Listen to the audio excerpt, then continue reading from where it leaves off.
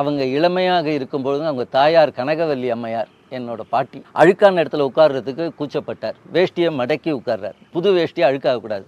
அப்போ அந்த பாட்டி சொன்னாங்க, கண்ணா, அழுக்கான இடத்துல உட்கார்றதுக்கு நீ கூச்சப்படுற, உன் மனசு அழுக்காக இருந்தால் முருகன் உன் உள்ளத்தில் இருக்க மாட்டார். அம்மா, வாரியார் 10 வயசு தானே, உள்ளத்தோடைய அழுக்கு என்னன்னு கேட்குறாரு. கோபம், பொறாமப்படுறது, அழுக்காருங்கிற அடுத்தவன் நல்லா வாழ்ந்தால் பிடிக்காது. இதெல்லாம் உங்கள் அழுக்கோடு. எங்கள் அம்மா எனக்கு அந்த 10 வயதிலே சொன்னது, இப்போ எனக்கு 77 வயசு ஆகுதுன்னு ஆஸ்தி சமாதத்தில் பேச 77 வயசு. இன்று வரை நான் பொய் பேசியது கிடையாது. விளையாட்டுக்கும் பொய் பேசினது கிடையாது.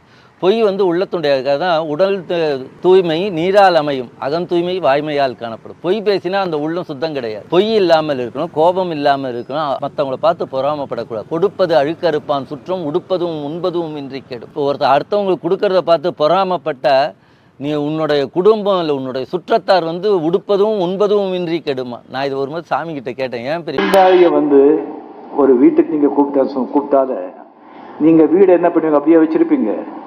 அது எவ்வளோ க்ளீன் பண்ணி பார்த்து எல்லாத்தையும் எடுத்து டஸ்ட் எல்லாம் எடுத்து கரெக்டாக செட் பண்ணி ஒரு விருந்தாளி வர்றதுக்கே. ஸோ அப்பேற்பட்ட ஒரு கடவுள் விருந்தாளி உங்கள் நெஞ்சுக்குள்ளே வரணும்னா உங்கள் நெஞ்சை எவ்வளோ தூய்மையாக நீங்கள் வச்சுக்கணும்.